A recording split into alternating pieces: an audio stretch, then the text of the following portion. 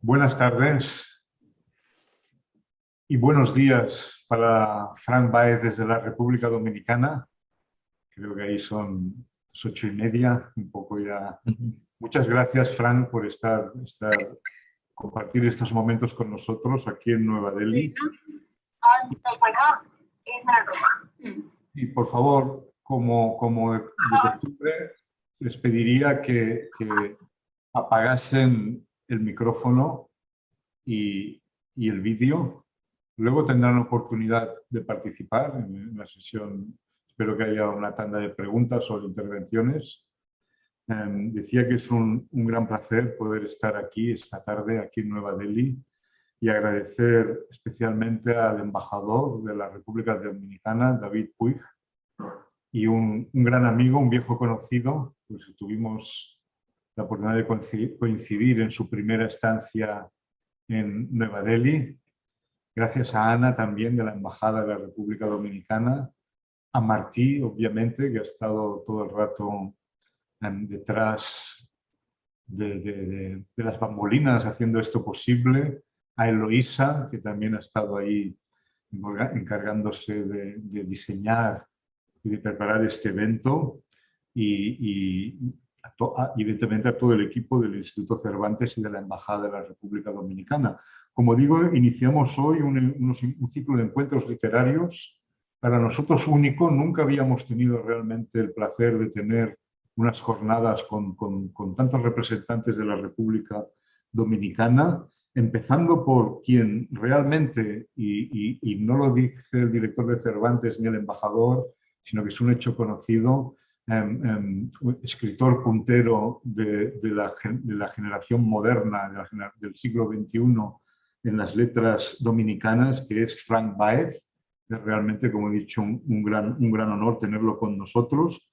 Poeta, narrador y cronista. El embajador lo presentará. Y decir que también tendremos con nosotros a Johan Mijail el 10 de noviembre y a Josefina Báez cerrando este ciclo el 17 de noviembre, ¿no? Todos ellos son personajes polifacéticos, ¿no? Porque creo que Johan es también performer, y Josefina, a la que ya conocemos aquí en la India porque tiene realmente conexiones indias muy importantes, pues es escritora, directora de teatro, practicante, bailarina de Kathak, Kuchipudi y yoga. Entonces, bienvenidos a todos ellos a este ciclo. Yo no voy a alargarme mucho más, no voy a robarles mucho más tiempo, solo compartir mi satisfacción. Saludar a todos los presentes, pues realmente sin ellos este encuentro no tendría sentido, y decir claramente que nos honra mucho también poder hacer este acto en español, dedicado a los amantes del español en la India. Quedará, como de costumbre, un testimonio audiovisual en nuestro canal de YouTube. Y sin más, me gustaría ceder la palabra al embajador. Embajador, tienes la palabra. Muchas gracias. Muchas gracias, Oscar, y muy buenas tardes a todos y a todas los presentes. Es un gran placer tomar la palabra después de ti, Oscar, para dar inicio a este ciclo literario, Voces de la República Dominicana, que, como bien lo dijiste, marca la primera colaboración formal entre nuestra embajada y el Instituto Cervantes desde mi llegada a la India en febrero pasado como embajador. Inaugurar este ciclo hoy tiene para mí un sabor muy especial porque tanto Oscar Pujols como Frank Baez son amigos e intelectuales a los que admiro y respeto. Ambos, en sus campos respectivos, campos diferentes, nos dan el ejemplo de creadores quienes persiguen sus obras con seriedad y dedicación, pero al mismo tiempo con mucha humildad y disposición a comunicar de manera genuina con el público. Sobra decir que en estas circunstancias y en esta compañía, tender puentes entre la India, trabajar, comunicar, es un inmenso placer. Gracias, Oscar, a ti, gracias a tu equipo por acoger este ciclo en el cual durante los meses de octubre y de noviembre se presentarán al público indio 3 escritores dominicanos. Este ciclo corto, que esperamos poder ampliar el año siguiente, parte del deseo de presentar al público hispanohablante de la India pinceladas de la literatura que se produce en la actualidad en nuestro país. Pasa con la República Dominicana lo mismo que pasa con otros países latinoamericanos. Se conocen en la India algunos escritores canónicos, los grandes clásicos, en el caso dominicano, Juan Bosch, Pedro Enrique Sureña y unos tantos más, y otros más recientes cuyos libros han tenido un éxito global.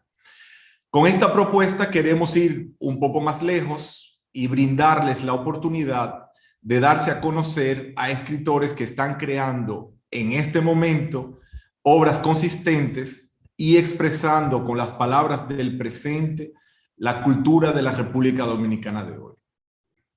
Estos autores me parecen además importantes porque reflejan en su trabajo temas centrales del debate público, como el racismo, el tema del género, la inmigración, el posicionamiento entre diversas culturas y lenguas.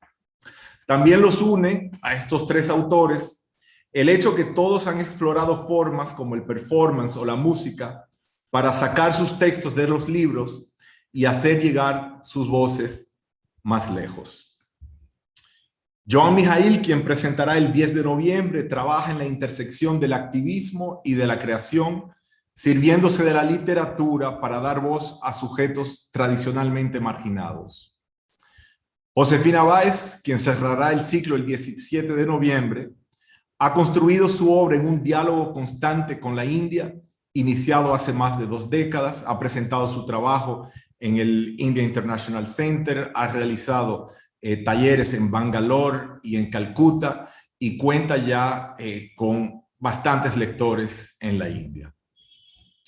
Frank Baez, quien inicia el ciclo hoy, tal como lo mencionaste, Oscar, es un poeta destacado, traducido al inglés, al neerlandés, al alemán y al árabe, entre otras lenguas. En el 2018 fue parte de la lista de Bogotá 39, que reúne a los escritores más destacados menores de 39 años del continente latinoamericano. También ha publicado crónicas y cuentos y ha producido 3 discos con la banda de spoken word El Hombrecito, de lo cual seguro nos hablará en un momento. No voy a decir mucho más sobre Frank Baez, ni me voy a alargar. La idea de este ciclo es precisamente que escuchemos la voz de los autores. Frank nos va a hablar de su trayectoria, de lo que ha significado crecer y formarse como escritor en Santo Domingo, en el corazón del Caribe hispano.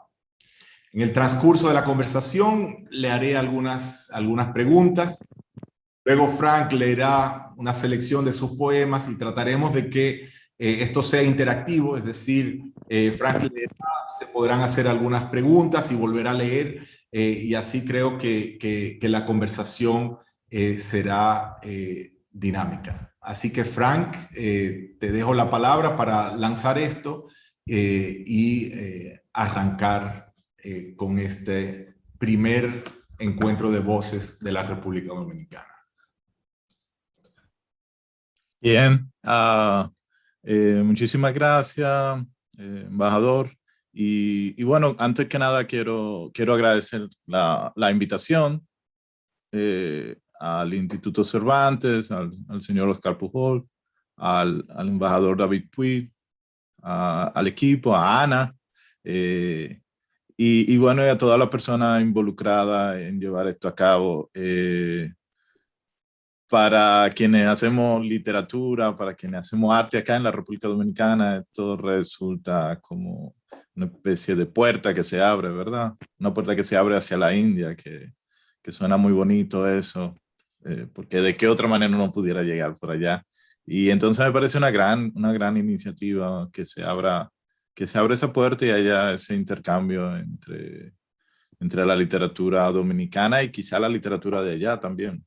O sea que estoy muy contento con con eso y me siento honrado de ser la primera persona, el conejillo de India, para decirlo de alguna manera, ¿verdad? Pero que, claro, todo esto va a quedar bien. Yo escribí un texto que un poco para contextualizar y ubicarme en todo esto, que se titula Escribir desde el Caribe, y estaba empezando un texto breve, quisiera como leerlo y que a partir de eso arrancáramos con una conversación y posteriormente leer unos poemas. Entonces, bueno, aprovecho y lo leo. Escribir desde el Caribe.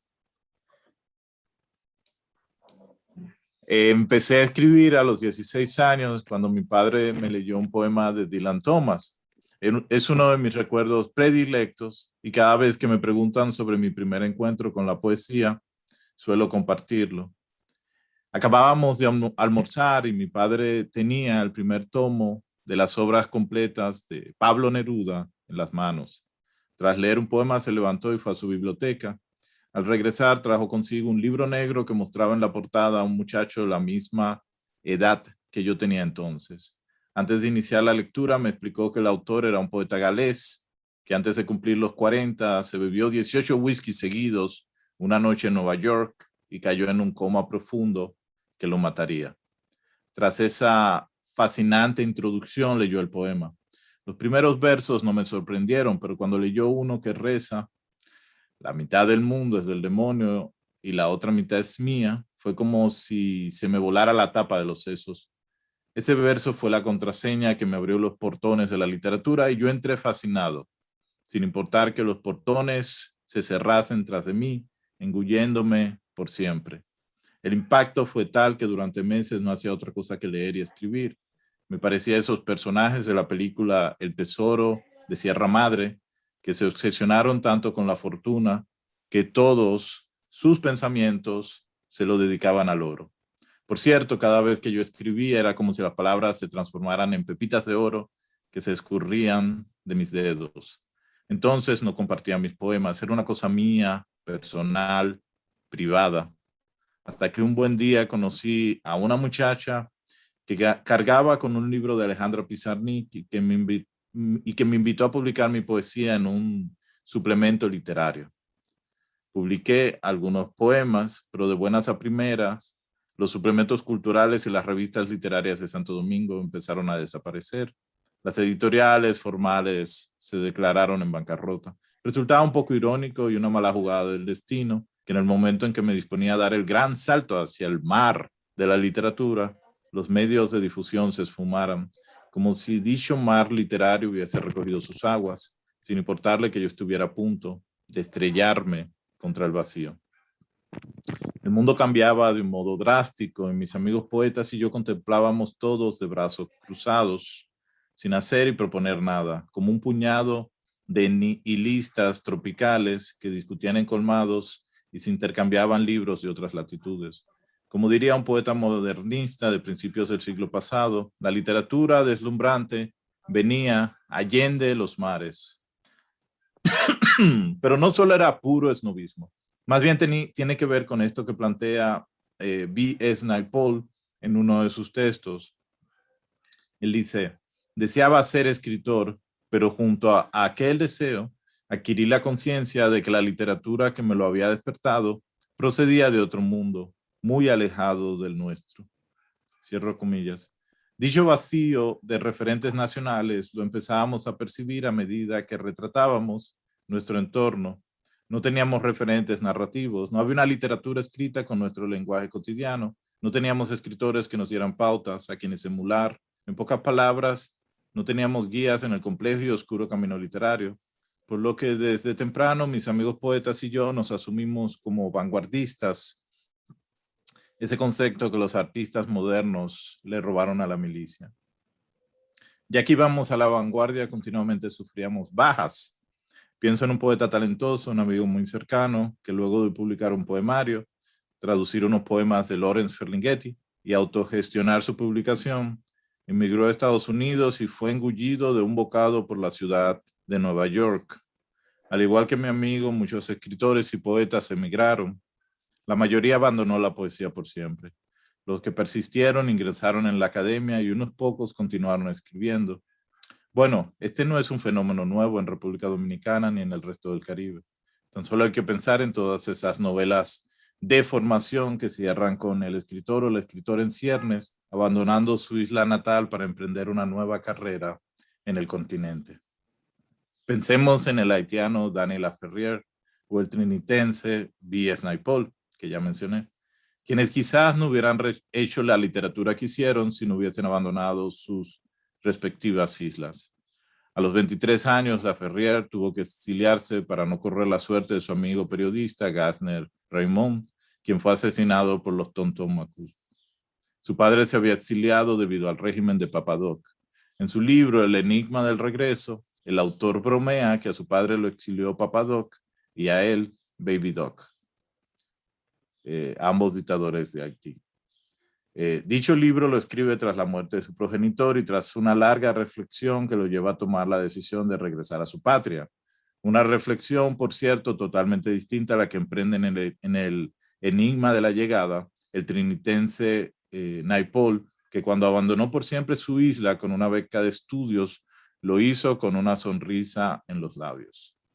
Yo me fui becado a los Estados Unidos. De hecho, con esa posibilidad que se me presentaba, estaba abocado a dejar la literatura y a empezar un doctorado en sociología, pero renuncié y regresé al país. A mi retorno me topé con un panorama más desolador. Las revistas y editoriales que aún quedaban habían sido borradas del mapa. Varias de las librerías de la ciudad habían quebrado. ¿De qué manera uno podía difundir su poesía en este medio? Pero no solo eso, ¿cómo uno se enteraba de las tendencias literarias del mundo? Comprendí entonces que era tiempo de tomar el toro por los cuernos. Junto a Giselle Rodríguez Cid emprendí la tarea de editar una revista de poesía online. Nuestro interés era hacer una revista impresa, pero para eso necesitábamos inversionistas y no dimos con ninguno que estuviese interesado en derrochar dineros en cosas culturales. Así que nos decantamos por una revista virtual, una que aprovechara todas las posibilidades y novedades que ofrecía el Internet de entonces. Estamos hablando del 2005, 2004. La bautizamos Ping Pong para de ese modo reflejar el intercambio literario entre lo nacional y lo internacional que llevamos a cabo durante los 5 años que duró la revista. Pese a su relativo éxito, era más leída y consultada en el exterior que en el país. Así que la gran problemática persistía. ¿Cómo podía difundir mis trabajos en el país? Por ese tiempo conocí al poeta Homero Pumarol, quien regresaba de México y que ante la falta de editoriales y medios de difusión, se rompía la cabeza buscando modos de dar a conocer sus creaciones. Para que se entienda un poco la situación, les compartiré una anécdota. A mí me habían incluido en una antología de poesía dominicana. El día del lanzamiento de la antología, el público lo conformaba 2 poetas elegidos. La dinámica fue la siguiente. Te llamaban, te daban el libro y tú leías el poema seleccionado. Parecía como una entrega de diplomas del colegio. La cosa es que nadie se quedaba. Tan pronto leían, se marchaban con el libro bajo el brazo. No había respeto ni curiosidad por quienes seguían. Como yo era el más joven de la antología y aparecía de último, me tocó al final y cuando leí, no había nadie en el salón. Homero y yo discutíamos sobre ese desinterés poético y proponíamos formas para conquistar un nuevo público. Siempre repetíamos la frase de Walt Whitman: para tener grandes poetas, debe haber grandes audiencias. Decidimos realizar un recital en un bar. Hicimos un afiche y en vez de incluir nuestros nombres, optamos por titular el evento de la siguiente manera: El hombrecito is back. ¿Quién era el hombrecito y por qué estaba de vuelta? Nadie sabía. Sonaba tan descabellado que nos encantó. Sin embargo, lo que realmente fue desquiciante es que cobramos la entrada. Imagínense, cobrar entrada para asistir a un recital de poemas en una época en que la gente le rehuía a la poesía. Pero bueno, de una manera misteriosa que hoy seguimos sin comprender, la táctica de cobrar la entrada funcionó, el bar se llenó de gente y Homero y yo terminamos la noche forrados de dinero. Seguimos presentándonos como el hombrecito y acabamos convirtiéndonos en una especie de banda que mezclaba la música con la poesía. A la fecha hemos grabado 3 discos, hemos sacado un DVD y nos hemos presentado en Europa, Estados Unidos y Latinoamérica. Ya de todo esto ha pasado más de una década. Si un joven me preguntara si debe dedicarse a escribir, le diría que lo haga si realmente no puede vivir sin hacerlo y que comprenda que se trata de una hazaña, una aventura riesgosa y apasionante como la de los piratas del siglo XVII, donde lo que realmente importa es el recorrido más que el botín o el tesoro que uno supuestamente obtendrá al final. Mencioné arriba que mis amigos poetas y yo éramos como vanguardistas, porque marchábamos en dirección hacia el vacío. Esto me hace pensar en algo que planteaba Derek Walcott. El premio Nobel argumentaba que mientras los poetas europeos sufrían de la angustia de las influencias y del fardo de la tradición, nosotros, los isleños, teníamos la libertad de saquear varias culturas como piratas y con ese material nutrir nuestras obras. Es decir, podemos ensamblar nuestros poemas con piezas de otras culturas y lenguas sin miedo a perder nuestra identidad, que se va forjando a medida que tomamos lo foráneo y lo replanteamos. Aunque a mí me parece que no es algo propio de los poetas caribeños, más bien es algo inherente a la condición del poeta que pone en crisis todo, especialmente su instrumento, el lenguaje. Antonio Machado estaba en lo cierto cuando decía que los poetas hacen camino al andar. Esto me hace pensar en una imagen que usa Vladimir Nabokov en una de sus novelas. El escritor ruso se imagina a los poetas avanzando con botas en el camino del tiempo, botas embarradas, no de lodo ni de sangre, sino de tinta negra, y con esas botas embarradas de tinta negra, los poetas avanzan en dirección al vacío, que se va llenando, inmediatamente lo pisan. Entonces, bueno, ese era el texto que quería compartir, un poco como contextualizando el ejercicio literario aquí en República Dominicana y uno muy particular, que es el ejercicio mío. Y bueno, sí. Bueno, me parece un buen punto de partida, Frank. O sea, yo te voy a hacer un par de preguntas para seguir, digamos, expandir un poco en lo que tú has iniciado. Y bueno, me llama la atención esa idea, ¿no? Digamos, de que escribir en República Dominicana, de que escribir poesía es un poco escribir en el desierto, ¿no? O sea, es escribir en un espacio árido, en un espacio que conspira de alguna manera contra la literatura. Sin embargo, tú empiezas mencionando a la figura de tu padre, ¿no? O sea, en ese desierto que sería Santo Domingo, ¿no? O sea, un espacio tal vez difícil para la cultura, tú te encuentras en una casa, en un hogar, en el que tu padre, a quien de hecho le dedicas un poema muy bello, que tal vez puedes leer más adelante, tiene una gran... ¿no? O sea, y en esa biblioteca hay literatura, ¿no? Hay poesía, está Neruda, está Dylan Thomas. Entonces, tal vez sería bueno que nos digas un poco, ¿no? O sea, quién era tu padre, de dónde, o sea, de dónde vienen ustedes, por qué tenía tu padre esa biblioteca, ya que eso ha sido bastante determinante en tu trayectoria y tal vez no es lo más común en República Dominicana. Claro. Tener ese acceso tan privilegiado a la cultura. Entonces, simplemente tal vez para contextualizar y que quienes nos escuchan en la India puedan situarte tal vez un poquito mejor. Bueno, sí, mi padre falleció hace unos años. Él fue sociólogo especialista en migración. Él hizo sus estudios de doctorado en México. Y bueno, sí, nosotros en la familia tenemos una tradición, yo no diría larga, no sé hasta dónde llega, pero sí de escritores. De hecho, mi abuelo, por el lado de mi padre, escribía también. No llegó nunca a publicar, pero se dedicaba a eso y recitaba poemas, que era también como algo normal. Entonces yo siento que hay una tradición. También tengo el hermano de mi padre, también es escritor, aunque más por el lado de la política y también de la de la comunicación, de la sociología, ¿no? Pero yo diría que hay como una tradición familiar en eso, porque como tú bien señalas, ser un poco como extraño, ¿verdad? Ese mismo hecho de tener libros en casa, y era un privilegio. Un privilegio. Yo creo que la infancia y la juventud es como una época muy, muy importante para incentivar el amor a la literatura, el amor al arte. Yo creo que es un momento muy, muy, muy importante y que la literatura en ese momento puede transformar a cualquier persona. Y en mi caso, esos libros, que habían algunos bueno, que estaban en la casa, que estaban de hecho en el lado más interesante de la casa, y donde uno entraba y se encontraba con... Esto es una época pre-internet, no había internet, entonces de pronto uno entraba a la biblioteca y era como el Google de la casa, ¿verdad?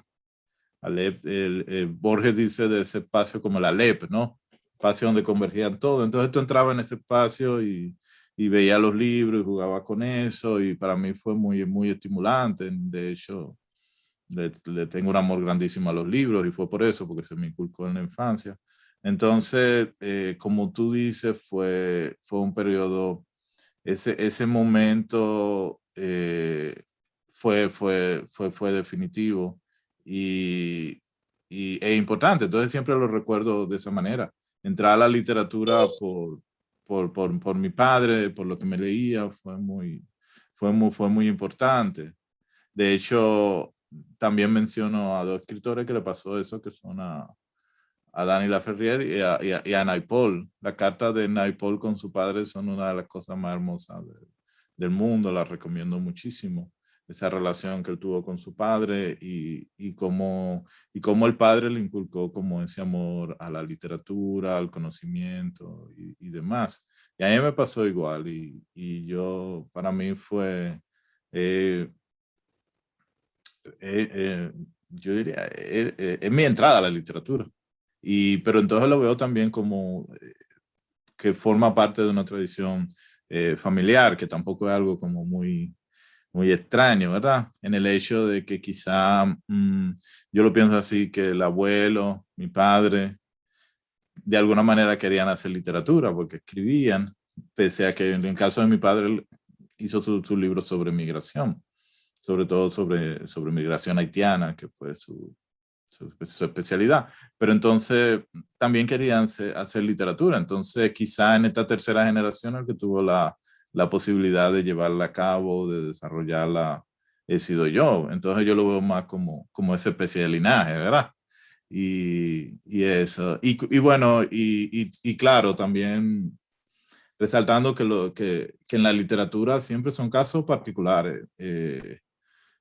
Aquí en China, en la India y en todas partes, yo creo como que la familia es muy influyente en ese amor, o un mentor, una profesora o alguien, pero se tiene que dar como ese encuentro entre alguien que te motive y te acerque a la literatura, o puede ser un autor o puede ser una autora muerto hace hasta miles de años, que de pronto te acerque a los libros, a ese mundo de la literatura, ¿no? Sí, sí, sí, sí, totalmente. Y Frank, tú con digamos, esos inicios o ese impulso inicial, ¿no? O sea, empiezas sí, tu trayectoria como lector y luego como escritor, pero como bien lo mencionas, con el ejemplo de amigos que empezaron a escribir contigo y que de repente se perdieron en el camino, ¿no? Caminaron hacia el silencio, para usar un verso de uno de tus poemas. Lo que uno se pregunta es, ¿cómo uno hace en un contexto como el dominicano, que no es tan diferente en ese sentido del contexto indio, digamos, aunque aquí hay mucho más infraestructuras, hay mucho más apoyo, o sea, aquí hay un ecosistema, digamos, literario más desarrollado, pero la pregunta que uno se hace es, ¿cómo uno hace para continuar? O sea, ¿cómo uno hace, cuáles son las fuerzas que hacen que tú, desde hace más de 20 años, a pesar de la adversidad, hayas trazado tu camino, hayas continuado publicando, y no solo publicando en República Dominicana, sino que tu obra progresivamente ha ido ganando lectores fuera. Pero la pregunta en realidad es ¿cómo haces tú en el día a día para seguir escribiendo a pesar de... y tal vez la pregunta es también, ¿cuál es tu disciplina de escritura? ¿Tienes alguna disciplina de escritura? ¿Te impones escribir todos los días? Es decir, ¿cuál es esa práctica de Frank Baez en la escritura? Sí, bueno, claro, imagínate con la realidad, bueno, que uno tiene que buscar el dinero para poder vivir, ¿no? Para sustentarse, ¿no? Sí, es medio complicado, pero yo creo que un poco también, por eso la metáfora de la vanguardia de los soldados, de alguna manera para mantenerte tiene que armarte de paciencia, pero también de fuerza, ¿verdad? De curtirte un poco y bueno, y saber que el oficio de la escritura requiere muchísimo tiempo. Requiere mucho tiempo de lectura, requiere mucho tiempo de escritura y todo eso es paciencia. Entonces, en un mundo tan rápido como este, en que bueno, para lidiar con la vida uno tiene que tener varios trabajos al mismo tiempo, todo eso te roba tiempo para la literatura. Y es un poco, yo diría, un poquito como de astucia bueno, y de tu creer en tu pasión. Y yo siento que si hay una palabra relacionada con eso, como la pasión, yo no quiero sonar como un coach de esto, ¿verdad? De superación personal, pero yo creo que sí, que es un poco como pasión, pero no solamente la pasión de seguir escribiendo, de creer en tu trabajo, de creer que se va a desarrollar, pero también en la lectura, en emocionarte con el trabajo de otras personas y de alguna manera establecer diálogo. Yo creo que eso ha sido muy importante para seguir, sobre todo pensando en que, bueno, que uno está en una isla, que pese a lo que sea, es una isla muy limitada, lo que es normal, al menos que esa isla sea Inglaterra, ¿no? Pero en una isla como República Dominicana sí, uno tiene que buscar formas de establecer puentes también, que yo creo que se hace en todas partes, ¿verdad? Entonces en mi caso fue un poco eso, yo he encontrado mucha gente con quien he tenido afinidades literarias, que me ha interesado los trabajos he, he traducido, escrito reseñas, he de alguna manera como establecido esos vínculos bueno, con gente viva, pero también con gente muerta. Entonces yo pienso que la literatura crece en ese sentido. La literatura va creciendo y a medida también que uno va avanzando en eso y que uno va avanzando por distintos caminos, a medida que uno va interesando, las cosas van pasando. Por eso un poco lo de ir avanzando en ese vacío y que el vacío, a medida que uno va pisando, se va llenando.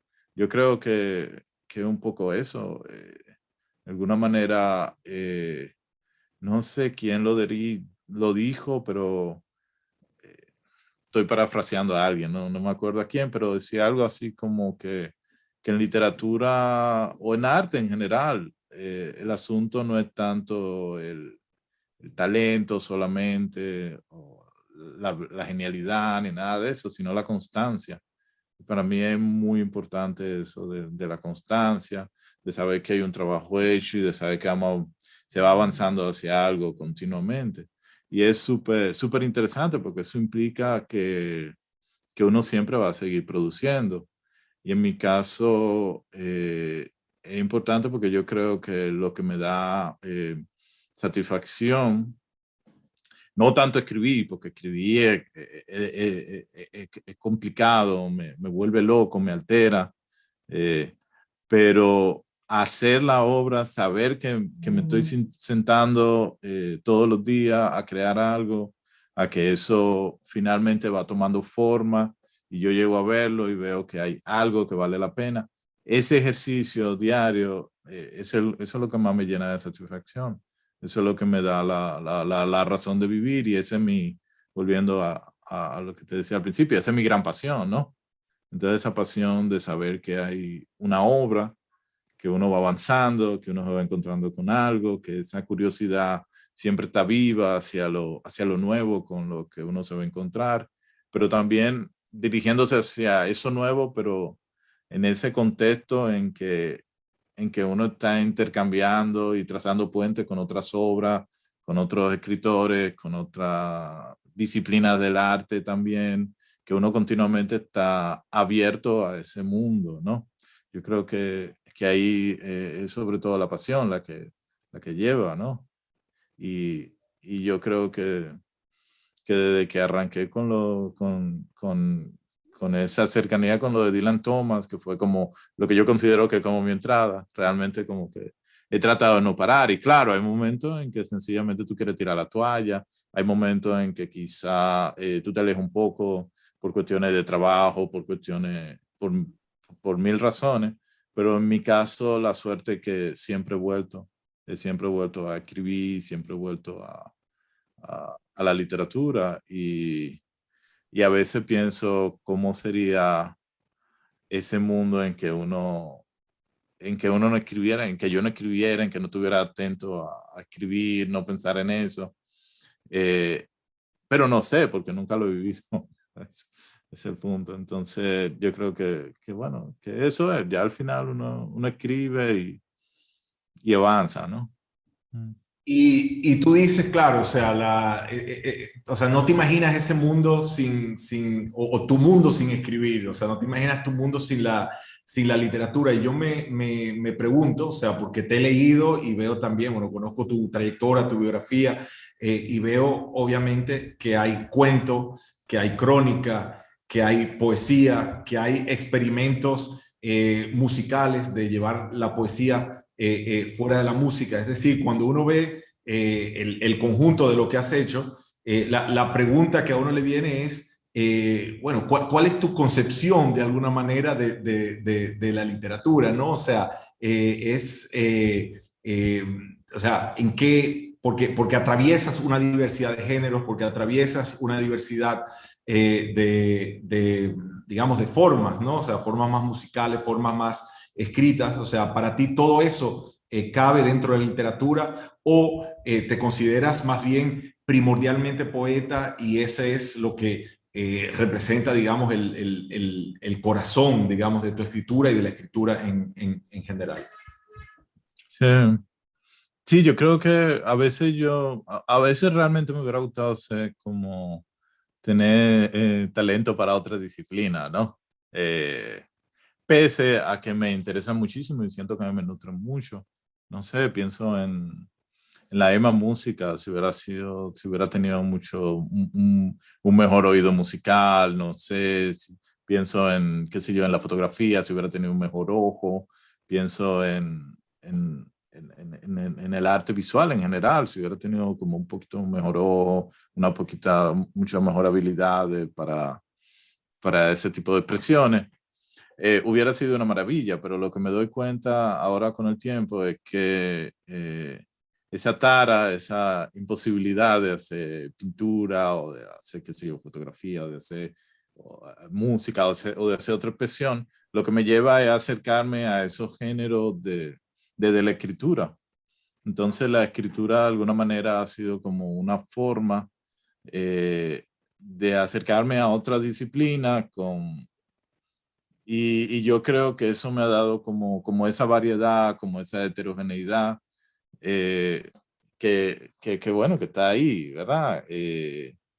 En los proyectos, por ejemplo, ese como lo del hombrecito,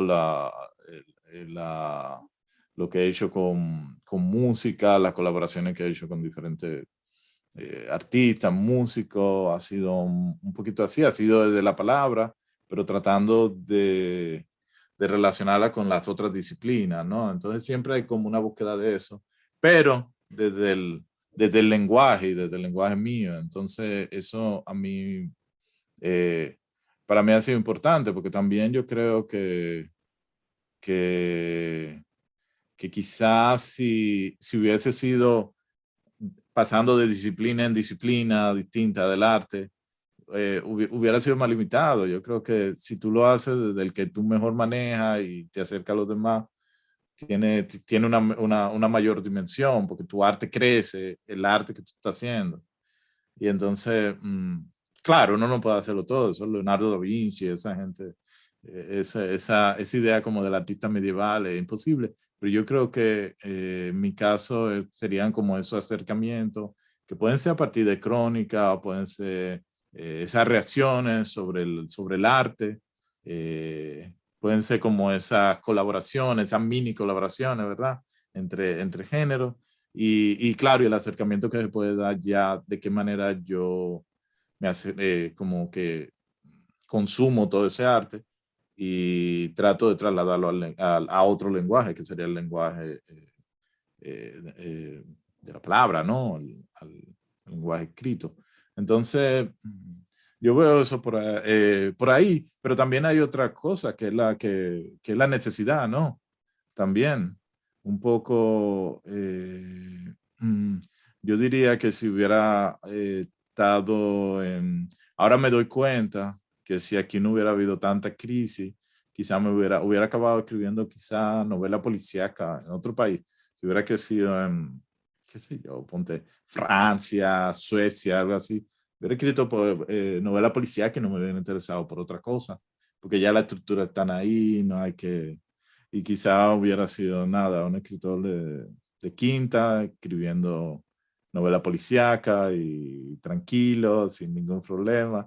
Y ya, pero aquí yo creo que el mismo medio, la misma crisis, el vivir aquí en un presente perpetuo, que es como vivir aquí un poquito en el Caribe, hace que tú tengas que reaccionar de distintas maneras. Y yo lo veo por ahí, es como un poquito como enredado, yo todavía no lo entiendo bien ese proceso, pero es como la reacción ante este medio tan particular y tan fascinante como este, porque realmente es fascinante, el Caribe es muy fascinante, a mí me parece.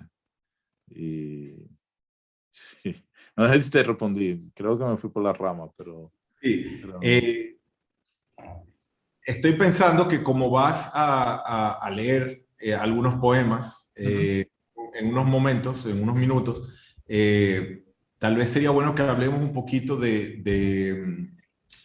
no sé si de los temas, ¿no? de tus poemas, porque es difícil decir que los poemas tienen temas, pero de tus preocupaciones poéticas, ¿no? O sea, yo al leerte, bueno, veo, hay poemas sobre momentos, ¿no? O sea, hay como destellos, cosas que te atrapan en la realidad y a partir de ahí armas un poema. Hay muchos poemas tuyos sobre ciudades que has visitado, pero también hay todo un hilo ahí que me parece recurrente y es todo un elemento autobiográfico, ¿no? Hay un juego en tu poesía con tu propia vida, con tu propia persona, obviamente tratado de manera irónica, de manera grave, o sea, no es un reflejo de tu vida, pero sí muchos de tus poemas parten de vivencias, digamos, de tu vida, vivencias de tu juventud. Está muy presente el paso del tiempo, ¿no? O sea, cómo han ido cambiando las cosas. Y en ese sentido, tal vez veo también la influencia, ¿no? de tu padre, la obra de tu padre, la sociología, ¿no? Hay como algo en tu poesía entre lo autobiográfico y lo sociológico, en el sentido de lo colectivo, como tratando de hacer un retrato, digamos, generacional o de cómo han ido cambiando las cosas en República Dominicana. Claro, siempre con mucha ironía, con mucho humor, pero yo creo que eso está ahí, el paso del tiempo, los recuerdos. No sé si puedes tú mismo elaborar sobre lo que te mueve como poeta, o sea, lo que desata tu poesía. sí, sí, es complicado, porque imagínate, generalmente cuando uno habla de los poemas acaba dañándolo, ¿no? Lo acaba matando, como dicen. Pero eso, sí me interesa esa última parte que tú comentas sobre esa relación, yo diría, entre el entorno y los poemas. De qué manera, como en mi caso, yo tengo la formación de psicología, de psicólogo social, y siempre hay como un interés de tratar de entender el entorno, de tratar de acercarme, de ver, porque creo que sí, sí, es como tratar de entender qué somos, ¿verdad? ¿Quiénes somos? Para tratar de entender hacia dónde vamos. También eso de dónde vinimos. Entonces, un poco en la sociología, la antropología, son como formas de acercamiento. Yo aquí te hago un paréntesis, acabo de sacar un libro sobre el activismo del VIH, que trabajé en gran parte de este año para Claxo, bueno, una institución de ciencias sociales de Argentina, ¿verdad? Entonces, este libro también fue un poco como eso, tratar de entender ese fenómeno, el fenómeno de la pandemia, del VIH y todo eso, cómo ha influido, cómo además todos estos activistas lograron del vacío, lograr incidir políticamente para que se encuentren maneras en que se pueda superar esta enfermedad, en que se pueda vivir con este virus, ¿no? Entonces, yo creo que sí, que siempre hay como un interés en ese entorno, y eso me lo da esa herencia de la sociología, pero yo creo que también, y yo no quiero generalizar, pero yo creo que el arte dominicano, si vamos a Juan Bosch, si vamos a nuestros grandes referentes, tienen un peso importantísimo de lo social, porque nuestra sociedad es una sociedad bien compleja. Bueno, estamos refiriendo a la India, que debe ser 1.000 millones de veces mucho más compleja. Pero aquí lo extraño es que en un espacio tan pequeño converjan tantas culturas, tantas formas de ver del mundo tan diferentes. O sea, no sé si aquí en Dominicana nosotros compartimos la isla con Haití, y son culturas muy distintas por sus procesos coloniales que fueron muy particulares. Entonces, ese de por sí ya te crea como una especie como de fascinación de ese entorno, ¿verdad? Entonces yo creo que la poesía, cierta narrativa que yo he escrito, es un poco también como una respuesta a eso, ¿verdad? Como uno puede. Entonces, cómo lo entiendo, cómo reacciono ante eso. Y lo otro sería ya como algo un poquito más personal, que yo a veces trato de disfrazar para que no se sienta ah, como muy autorreferencial, ¿no? Y eh, ese paso mío, ese paso de cómo el tiempo ha pasado a través de mí, ¿verdad? Y he tratado de presentar eso un poco en la poesía. He tratado también como de sacralizar la poesía, aquí la poesía tendía mucho a lo solemne, ¿verdad? A lo solemne en el sentido tanto político, hubo mucha poesía en un tiempo que era muy panfletaria, pero también en el sentido del cuidado del lenguaje, de las imitaciones a ciertos escritores latinoamericanos y todo eso. Entonces, para yo encontrarme en la poesía, tuve que desacralizar eso, y yo creo que la mejor manera fue en que yo me sentí más cómodo en la poesía, fue sirviéndome un poco del humor y de romper con una serie como de clichés, y tratar de entrar al mundo mío en los poemas. ¿Y qué es el mundo mío? El mundo mío es ese entorno con el que yo he crecido, el que yo veo a diario y con el que yo de alguna manera lidio. Y ahí, claro, entra un montón de referencias muy personales y todo eso. Pero los poemas sí tratan de ser como la voz de alguien de mi generación, que de alguna manera ve este mundo y reacciona entre eso. Yo creo que los poemas y la crónica y demás, si quedan en un futuro, sería por eso, porque trataron de captar este mundo que va tan rápido, ¿no? Pero que yo trato como de atraparlo con estos poemas, con esta crónica, ¿no? Y Bueno, eso. pero vamos a, ya creo que hemos hablado mucho sobre los poemas, ¿no? Y sería bueno de Sí, claro. escuchar los poemas y darle al público la oportunidad de sentir eso, ¿no? Que tú mencionas, o sea, tal vez esa voz tuya, esa manera de captar tu presente Sí. con humor, con una prosa bastante transparente, con muchas referencias a lo cotidiano. Entonces vamos a empezar y tal vez después que leas algunos poemas, dar la oportunidad de alguna reflexión del público, de alguna pregunta y luego seguir leyendo. Podemos ir alternando. Yo todavía tengo un par de preguntas, pero Sí. vamos a ir avanzando y vemos si hay tiempo más adelante. Dale. Ah, claro. Yo quiero leer este poema que se llama Una epístola para Walt Whitman, ya que mencionaba a mi padre y creo que es apropiado.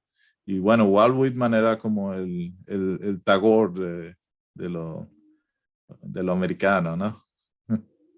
Entonces llama Una epístola para Walt Whitman. Querido Walt, te escribo para contarte cómo tu barba ha inspirado a mi generación más que tu poesía. Estoy en el futuro observando una foto que tomaron en 1979, cuando yo tenía 1 año y mi papá tenía 31, y donde este me carga detrás de un retrato tuyo. Mi papá tiene una barba rala y tú tienes tu poderosa barba whitmaniana. Y ahora que el tiempo ha pasado, comprendo que era una premonición de que yo también acabaría con barba. Me la dejé crecer hace unos años, no fue nada planificado, fue creciendo así como una hiedra que crece misteriosamente en el patio y creció en mi cara y fue bien recibida en una época en que quienes se dejaban la barba eran talibanes o terroristas. Pero yo la dejé que siguiera creciendo y entonces cada vez más aparecían barbudos y llegaron los hipsters con sus bigotes y sus barbas. Las cosas inmediatamente cambiaron y los barbudos se pusieron de moda, como en el Medio Oriente, y a nadie más le volvieron a vocear terrorista por tener la barba larga, ya que ahora con una barba lucías cool. Y hasta los policías y las mujeres se las dejaban. En los aeropuertos no volvieron a verme raro y en migración me dejaban pasar sin cuestionarme de más y sin llamarme Osama. Ahora de cada 2 hombres hay uno con barba y cada vez que veo un barbudo con una mujer hermosa de la mano, siento que el mundo va por buen camino. Y sé que este asunto de la barba ha molestado a los lampiños que no saben qué hacer. Y están los bigotudos que no se quieren quedar atrás y que han empezado a dejarse crecer la barba y juran que siempre han sido barbudos como si uno no se diera cuenta. Y los he visto paseando en bicicletas, en picnics, tomando té y galletas, paseando perros y jugando con gatos. Los he visto temprano en las mañanas, de pie en sus baños, aceitando y peinando sus barbas. Querido Walt Whitman, he visto el puente de Brooklyn al atardecer, lleno de niños con barbas largas como la tuya, y a veces pienso que fue a ellos a quienes te dirigiste cuando escribiste los versos de Cruzando en el ferry de Brooklyn, y que quizás esa vez tuviste una visión profética y alcanzaste a verlos a todos ahí arriba, con sus barbas paseándose en el puente de Brooklyn, que por cierto también era parte de la visión, ya que en esos días el puente tampoco existía. Bueno, ese es uno. Sí. ¿Y qué tal? ¿Le otro mano? Sí, puedes seguir. Sí, claro. Quiero leer que bueno, que sigue. Y que ya mencionaba a esos amigos que dejaron de escribir y eso, este poema, y qué bueno que tú mencionaste. Este poema se llama Mi amigo camina hacia el silencio. Mi amigo decidió que no iba a escribir más. Estaba sentado en el metro en dirección a su casa, tarde en la noche, cuando se dijo que no más, que ya no es necesario, que uno sencillamente puede dejar de escribir y renunciar, como uno de esos árboles que en primavera se niegan a que sus hojas broten. Y eso hizo mi amigo. Decidió que no iba a escribir más y que cuando le viniera el impulso lo iba a ignorar, o mejor aún, iba a aprovechar esa energía para hacer otra cosa, como caminar.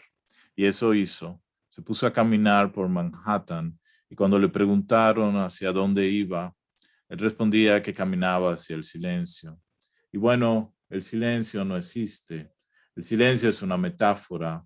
En un experimento, John Cage demostró que no existe el silencio. Se metió en una cámara a prueba de sonido y se dio cuenta de que en todo momento seguimos escuchando el latido de nuestro corazón o la circulación de la sangre. Es decir, que nuestro cuerpo es lenguaje, o mejor aún, que el lenguaje es vida. Pero a mi amigo esto no le interesa y sigue caminando en busca del silencio y pronto hundirá sus zapatos en la nieve y avanzará como si fuese el primer explorador que alcanza las regiones del silencio, y los copos de nieve caerán cada vez más rápido como queriendo sepultarlo, y sus pasos en la nieve resonarán, al igual que sus versos que solo cesarán cuando alcance el silencio y la nieve borre una a una sus huellas y su cuerpo y la ciudad blanca como una hoja de papel. Veo que alguien dice genial y Risha dice genial y Aileen pone un corazón, así que creo que puedes continuar, puedes leer otro.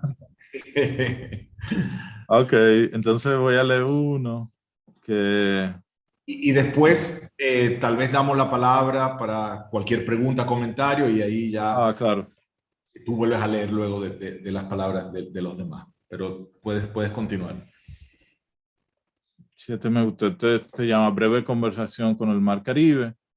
Y bueno, y nace de un viaje que creo que mencionaste. No sé si fue ahora o fue fuera no, o antes de cuando estuviéramos en vivo, de cuando yo estuve en Egipto, que bueno, que tú estuviste ahí también, y que tú fuiste la persona que me invitó. Entonces, este poema lo escribí posteriormente al volver a Dominicana y fue de mi experiencia frente al mar Mediterráneo, ahí en Alejandría. Y el poema se llama Breve conversación con el mar Caribe. Te cuento que el otro día conocí al mar Mediterráneo y fue un poco como conocer un actor olvidado.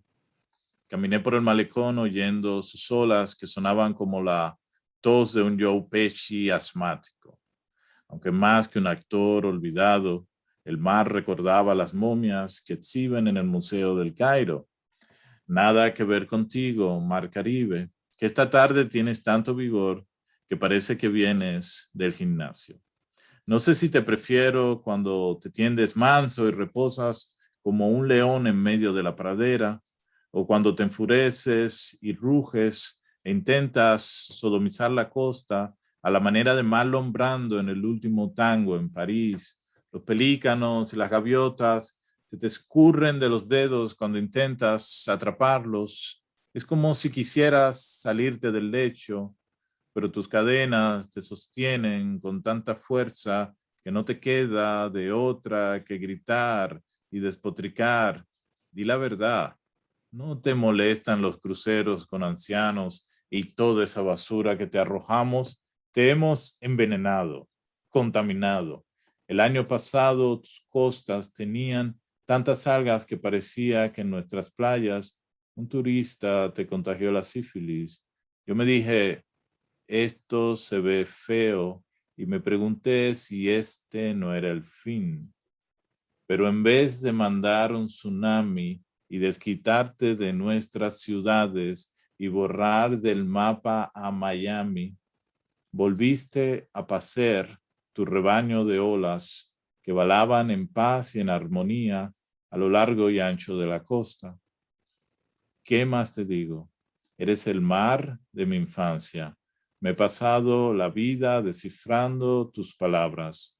Ambos hemos envejecido, pero a pesar del paso del tiempo, sigo viniendo a este arrecife a conversar contigo con la misma inocencia de cuando era niño, y paseando por tus playas recogí una caracola y me la llevé al oído y tú me hablaste por primera vez.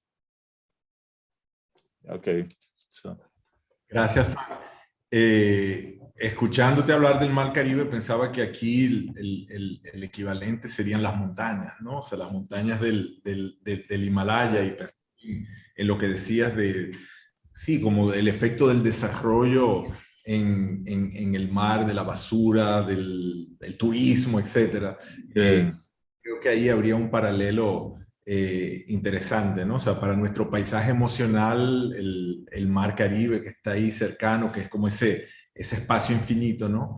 El equivalente en la India serían esas montañas inmensas, ¿no? Del Himalaya. Pero bueno, eso habría que preguntar a nuestros amigos poetas como Suro, que están ahí conectados. Bueno, dejo la palabra, vamos tal vez a iniciar el diálogo con las personas que están conectadas y luego darte la ocasión de seguir leyendo. Entonces vamos, si alguien quiere intervenir. ¿Sí? ¿Me permite? Profesor Ganguly, claro, tiene la palabra. Muy buenos días y muy buenas tardes. Fascinante, Bien. fascinante. Gracias. Amigo Frank, fascinante. Las lecturas de los poemas y además del contenido, creo que añades al significado por la manera de la lectura. Es decir, la lectura misma añade un significado adicional al poema. Eso me realmente emociona, impresiona muchísimo. Pero yo tenía otra pregunta de tipo teórico. Tengo una curiosidad. Yo no he leído nada escrito por ti, pues quería preguntar si en tu preparación, ¿no? En tu parte biográfica, en tu preparación, ¿en qué medida han influido, por ejemplo, todas las concepciones teóricas latinoamericanas o hispanoamericanas, ¿no? Que nosotros desde acá, pues siempre nos hemos centrado en estas partes teóricas, ¿no? Para considerar el desarrollo de la narrativa, de la poesía latinoamericana, pues hemos concentrado en la parte teórica. Yo me pregunto, en un escritor, un literato, una persona tan preparada como tú, pues,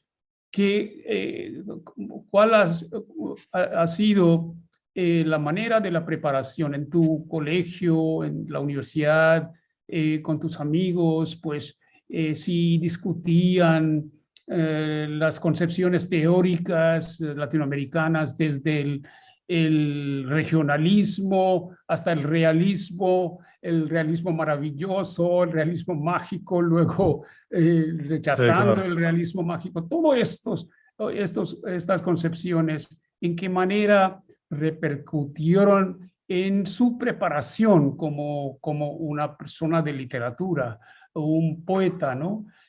Porque esa gran riqueza de la poesía, de la crónica, de los cuentos en América Latina, pues cada uno de ellos viene apoyado, cada una de estas figuras viene apoyada por una concepción teórica muy importante. Entonces, me pregunto, en una persona, un joven como tú, pues que escribe tan bien, y eso es evidente por qué bien que leíste los poemas. Si no, yo no hubiera podido medir, ¿no?, la profundidad de tu preparación o de tu originalidad, es decir, como poeta. Y eso es otra cosa aparte que se puede discutir, ¿no? la originalidad, las metáforas que sacas, cómo reflexionan o reflejan la parte biográfica, ¿no? Si hay, si ese proceso está apoyado por alguna concepción teórica o no, ¿no? Esa metaforización de tu experiencia, ¿no? La experiencia literaria basada en la experiencia real en tu pensamiento, pues sí está apoyada por alguna concepción teórica. Esa es la pregunta que me preocupa un poco. Quiero saber un poco, ¿no? Si puedes explicar un poco, por favor. Bien, muchas gracias, profesor. Muchas gracias por su palabra. Y bueno, sí, yo supongo que sí. Hay mucha, en Latinoamérica, como bien lo dices, se piensa mucho el hecho creativo. Se piensa mucho, pero también no solo en Latinoamérica, sino también en el Caribe. El Caribe, sobre todo, temas como el colonialismo, no piensen en Edouard Glissant, son temas que están muy vigentes y que ayudan de alguna manera a situarnos en el mundo y a comprendernos. Sin todas esas teorías del colonialismo sería muy difícil. ¿Cómo hacer poesía de aquí del Caribe? O sea, sin entender ese peso del pasado, ese peso tan terrible, ¿no? Que heredamos, yo pienso que sí, son impresionantes. Y entonces en el caso de Latinoamérica, si uno piensa en figuras como Octavio Paz, todas las reflexiones que hicieron sobre la poesía, realmente mi generación terminó un poco, yo diría, como renegando de ciertas ideas de Octavio Paz, que yo diría que serían como las ideas, renegando de una manera superficial, para decirlo de alguna manera. Pero sobre todo porque muchas de las teorías de Octavio Paz acabaron convirtiéndose en poemas, entonces eran poemas como si fueran fórmulas, ¿no? Entonces, un poco creo que hubo como una apertura distinta a la poesía. Se retomaron figuras como Nicanor Parra, de Chile, y otras más. Entonces, no es que, yo creo que tampoco era una crítica tanto a Octavio Paz, pero sí a los epígonos de Octavio Paz. Porque Octavio Paz, cuando uno va a Octavio Paz no encuentra nada de eso, encuentro unas reflexiones muy lúcidas. Yo recomiendo mucho los libros, sobre todo uno que se llama El arco y la lira, que es un libro Bueno, bellísimo. aquí en la India hemos leído casi Claro, todas las imagino. obras de Octavio Paz. Claro, Y y que que estaba tan ligado a la India, sí, ¿no? fue muy cercano, exacto.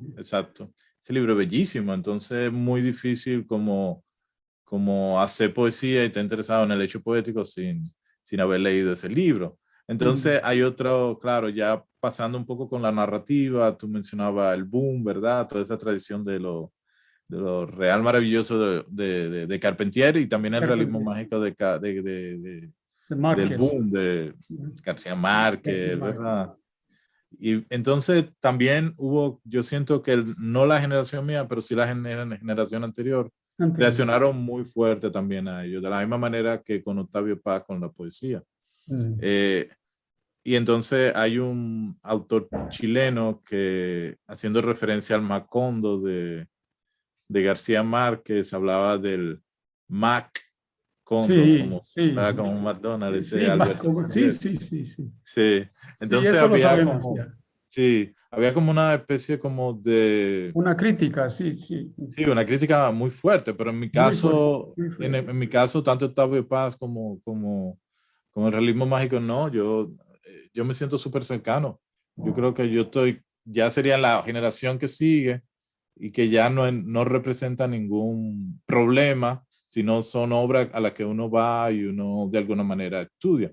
Entonces yo creo que sí, que en mi caso y en el caso de mi generación, fue un poco como entender eso un poco del peso colonial, de cómo podemos hacer literatura con todo ese pasado que arrastramos. Creo que también hay como una búsqueda de dónde escribimos, de qué parte, pero no solamente de como situarnos, si escribimos, cómo contamos esa realidad que es tan vulnerable, nosotros los escritores que somos seres privilegiados, la mayoría de clase media, ¿no?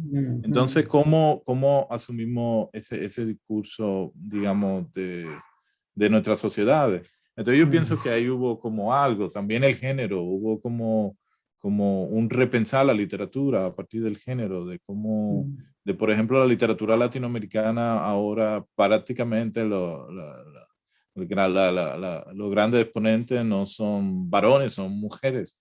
De pronto la literatura se ha llenado de escritora buenísima, maravillosa.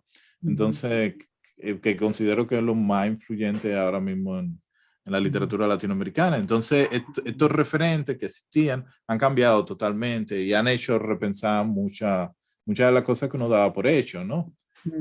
Y entonces yo pienso que sí, tenemos la teoría, tenemos todo estos referentes, este pensamiento tan importante de cómo pensarnos, por ejemplo, en República Dominicana, ¿cómo tú te piensas? ¿Te piensas como caribeño o te piensas como latinoamericano? Entonces, en muchos casos te piensas como una literatura de migrantes. Por ejemplo, tenemos una tradición muy grande de escritores ya que escriben en inglés, ¿verdad? Entonces, ¿cómo tú piensas esta literatura? Entonces, tiene que volver un poco también a la teoría de colonialista, un poco también para entender eso, cómo tú puedes expresarte, cómo realmente que el lenguaje, bueno, que tú hablas también es un lenguaje un poco que fue el lenguaje impuesto, que es el lenguaje del opresor, cómo tú reaccionas ante eso. Entonces, yo creo que esa conciencia que te da la teoría es importantísima para el ejercicio literario. Y claro, a mí además me interesan ya también otras cosas. Yo soy psicólogo de formación y me interesa mucho, qué sé yo, el psicoanálisis y todo eso también. Esa es otra parte, pero ya esto es como un poco más en lo personal, pero los poemas sí tienen un poco de eso. Hay un poco de tratar de entender el lenguaje a partir de asociaciones, que bueno, que tú lo encuentras ahí en el psicoanálisis. Entonces son multiplicidades. Yo creo que así como la literatura... Yo creo que en el caso de República Dominicana, pues hay una historia muy interesante. En la primera parte del siglo XX, pues Pedro Enrique Sureña, pues su internacionalismo es que estaba totalmente abierto a una concepción literaria internacional.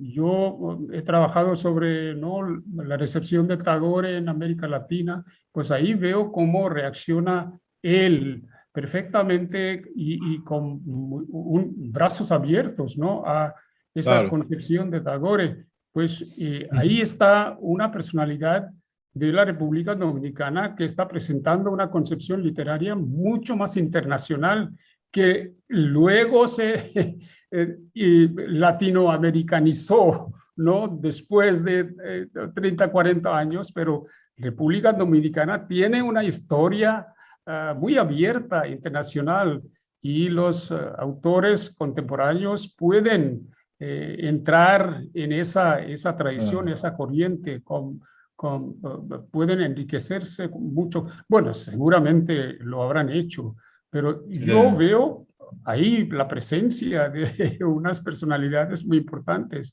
en la República Dominicana.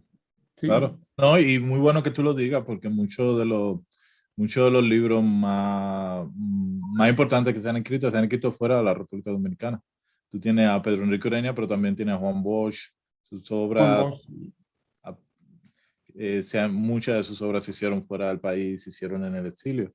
Entonces, de hecho, la colección de cuentos se divide en cuentos escritos en el exilio.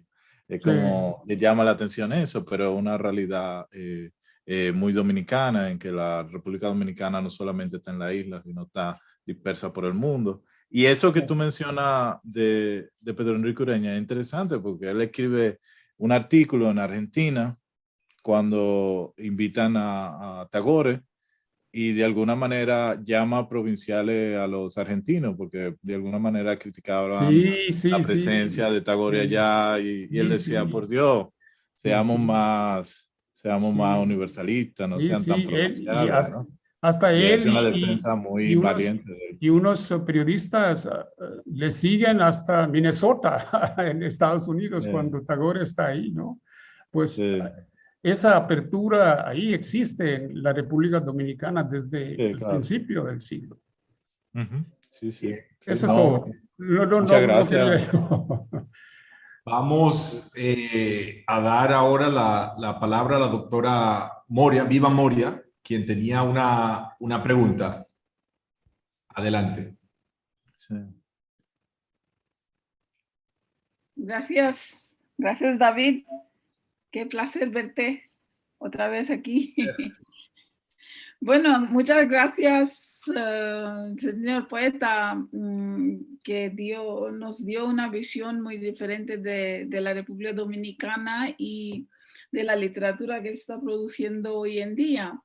A mí me también impresionó mucho que Walt Whitman sigue su presencia a lo largo de tantos siglos. Además, porque yo soy una martiana, yo estudié en Cuba y hice mi doctorado en Martí, y Martí tiene varios artículos y poemas de Walt Whitman, y desde ahí empieza y llega hasta Frank Baez, donde tanta presencia de Walt Whitman. Claro, esto me gustó mucho. Lo que mi pregunta es muy sencilla, porque los poetas siempre en toda parte del mundo están como, están involucrados en la batalla con el público, ¿no? Porque con tanta narrativa y novelas y prosa, los poetas se sienten un poco relegados, ¿no? Entonces, cuando escribes, quería preguntarte si te preocupa cómo te va a recibir el público, o como los novelistas siempre están muy preocupados, y los cineastas también, los que hacen películas, qué va a ser la reacción. Pero los poetas, como escriben como más aislados y más solitos, entonces yo quería preguntar si te preocupa esto. Esta es mi primera pregunta. Y la segunda, escribes aparte, como yo veo que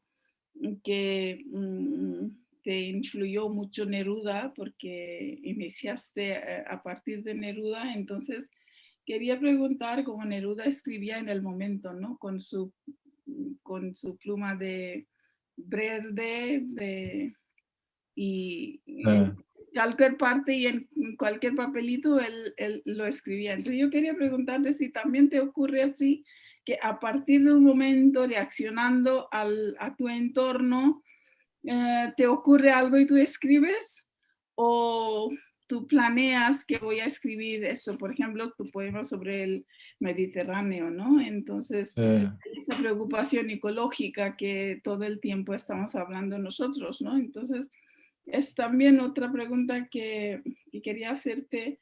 Y siempre me parece que los poetas escriben. Yo soy lectora de poesía, me gusta mucho. Aquí en la India todo el mundo lee mucha poesía, pero siempre me parece que el poeta escribe a partir de un momento, y en este momento mismo escribe.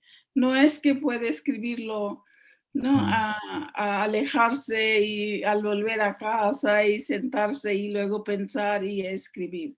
Quizás pasan las dos cosas, pero yo quería preguntarte, como poeta joven y como poeta que está escribiendo ahorita mismo, entonces, ¿cómo lo haces? Gracias. Sí, no, muchas gracias, muy amable por la pregunta y los comentarios. Bueno, la primera pregunta, yo creo que escribir poesía un poco como desarrollar el carácter, ¿verdad? Yo también he trabajado mucho como la performance Y entonces tú realmente tienes que transmitirle la energía al público. Yo creo que eso es uno de los trabajos. Claro, a veces uno no lo logra y uno piensa como, qué sé yo, si el poema tiende a tener humor y la gente no se ríe, tú dices, bueno, esto no está funcionando. Pero es un poco, yo creo que, yo pienso un poco también la poesía en el sentido de que hay una fuerza misteriosa como que se posee a uno y de alguna manera eso y esa fuerza en el lenguaje, ¿no? Es un misterio cuál es esa fuerza, pero yo creo mucho en eso. Creo que hay algo un poquito más indefinido ahí. Y entonces, en ese sentido, imagínate, no sé, yo espero que la idea, yo creo que además nosotros los poetas la tenemos mucho más fácil que los narradores cuando estamos en vivo, en eventos en vivo. Porque un poema es más corto, es más contundente y genera mucho más reacción que una pieza de narrativa, en que la gente ya cuando va por la cuarta página empieza a cerrar los ojos y dice, esto es muy largo. Entonces, en esos momentos yo creo que el poeta tiene mucho más fuerza y se impone.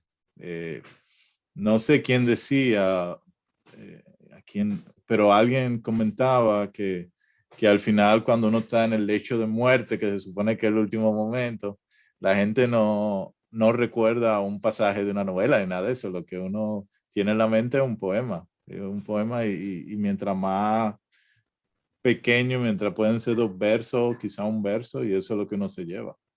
Una canción, un poema, ¿verdad? Entonces, yo creo que en esa sí la tenemos mucho mejor los poetas. Quizá no en lo comercial, quizá no en vender libros, pero en eso sí. Entonces, sí, wow, me perdí. Entonces, la segunda pregunta.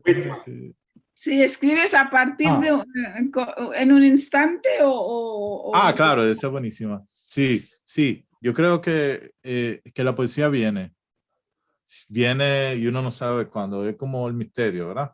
Entonces, para eso uno debe de andar siempre con papel y lapicero, o ahora con los teléfonos uno puede escribir de ahí, qué sé yo qué.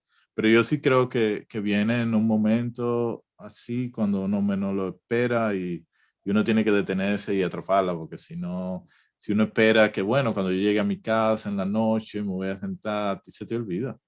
Porque como hay algo como muy claro que te viene. Y claro, hay después poemas que te toman mucho tiempo, que uno va construyendo y desarrollando y todo eso.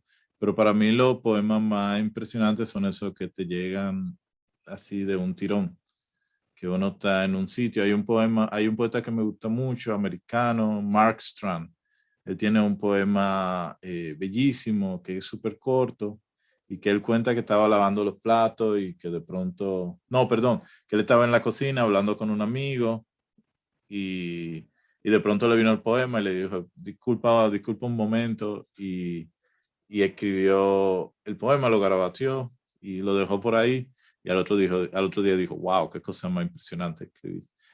Entonces, yo creo que hay algo de eso. En la poesía hay mucho de la borrachera del momento. Claro, pasa el otro día cuando uno lo ve ya más consciente y dice que esto es una tontería. Pero a veces hay cosas de valor ahí. Entonces, sí, lo importante es escribirlo siempre, claro. Sí. Perfecto. Frank, vamos a hacer algo. Vamos a darle la palabra a una última pregunta que es que es Sonia Gupta, que te quiere hacer una pregunta. Y luego, antes de cerrar, si quieres, lees 1 o 2 poemas breves y ya Claro. para concluir contigo. Sonia, Perfecto. la pregunta. Sí. En primer lugar, muchas gracias, David, y muchísimas gracias, Frank, por ese encuentro, por haber tenido la oportunidad de escucharte. Yo la verdad es que es la primera vez que escucho tus poemas, no los había leído, pero sí conozco tus crónicas. Sí, conozco el Bob Dylan en el Sí. Auditorium Theater, sí, Sí, que está incluido en la antología de Dario Jaramillo. sí, sí, sí. Y también leí, después leí Karate Kid también, ¿no? Sí. Sí. Y entonces, bueno, mi pregunta sería entonces sobre la crónica, ¿no? Como género proteico, y me encanta la crónica actual latinoamericana. He leído Sí, mucho de Carlos Monsiváis, de Pedro Lemebel, e incluso buenísimo. sí, lo que dijo Lina Meruán en una entrevista, que como la crónica, siendo un género tan proteico, pues te da una oportunidad de mezclar literatura con sociología ¿entiende? Con una reflexión. Y entonces, bueno, yo lo que te quería preguntar es que la crónica que ha perdurado en la literatura latinoamericana desde el modernismo, ¿no?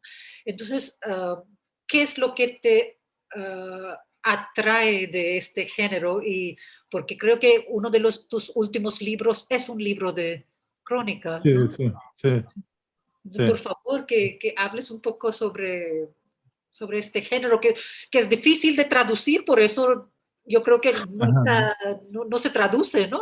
Hay tanta gente que ha escrito crónica, pero... Sí, sí, claro. Bueno, de la crónica, yo creo que la mejor definición es la de García Márquez, que él decía que la crónica es un cuento de verdad. O sea, tiene que estar estructurado como un cuento, pero todo lo que sucede ahí tuvo que haber pasado. Si hay elementos de ficción inventado, entonces no es una crónica, es un cuento. Entonces a mí me parece que es una definición contundente. Y claro, sí, yo creo que la crónica en Latinoamérica, y quizás en otros espacios, es importante en el sentido de que te ubica mucho en el presente, ¿verdad? Yo creo, yo lo veo así y me parece, Sonia, que quizás sea un poco limitado, pero yo veo así, yo veo la poesía como lo misterioso, la crónica como el presente, cómo capturar el presente. Y estoy viendo un poco la narrativa como más de un trabajo del pasado. Entonces, ahora mismo estoy haciendo esa distinción que quizá mañana me diga qué burrada acabo de decir acá a los poetas y las poetas indios. Ay, Dios mío, qué tontería estoy diciendo. Pero me parece que me gusta pensarlo así, ¿verdad? Entonces creo que sí, que la crónica tiene un poco eso de tratar de captar el mundo, de lo que está pasando, de la realidad social que es tan compleja, tan difícil, que yo creo que también de alguna manera, yo creo que la crónica tiene algo que te acerca a la gente, que te hace salir y preguntarle a la gente sobre el mundo, sobre su visión, sobre lo que ha vivido, lo que ha experimentado y eso. Y yo creo que, bueno, la narrativa se hace, pero no se hace en esa misma, no se hace en esa misma proporción. Yo creo que cuando uno escribe crónica, hay como un cuidado también con lo que se dice, con lo que uno recoge, que quizá no se da en la narrativa, donde hay más un juego para que funcione una trama y demás. Entonces, yo creo que sí, que la crónica es importantísima y creo que se viene haciendo de siempre, que tiene que ver mucho con nuestra cultura.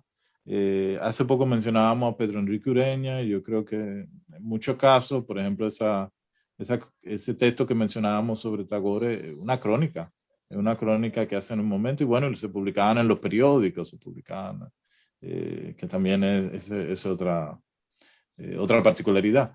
Y claro, mencionamos también a José Martí, que fue uno de los grandes cronistas, entonces también hay esa relación entre los poetas, entre la poesía y la crónica. Realmente los grandes cronistas También han Rubén sido Darío, que poetas. era cronista también. Claro, Rubén Darío. Tú mencionaste a Pedro Lemebel también, que escribió poesía. O sea que hay una relación. Vallejo también tiene crónica muy buena.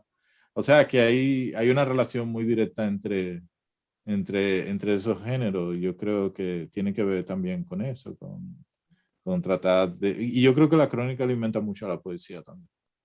Yo creo que ambas, ¿verdad?